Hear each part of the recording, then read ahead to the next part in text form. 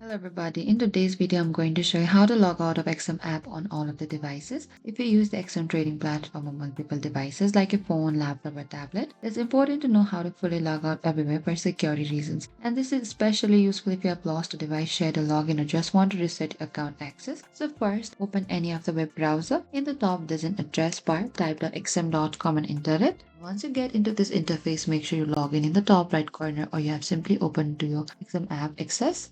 So here, once you get into this interface of XM app, what you can do is in the top right corner, we can find there's a profile icon here. Click onto this profile icon. Under this profile icon, you can simply click onto the setting here. Under this setting, you can access to the security. Over here, you can simply select to this devices. And under this devices here, you can find all of this window you have logged in or your other devices. You can simply manually log in all. And you can simply click onto this revoke trust here. And that is it. You will automatically manually log out of the XM app on all other devices as well. Thank you for watching this video. I hope I could help you. If you have any queries or confusion, please comment down below and we will reach out to you very soon.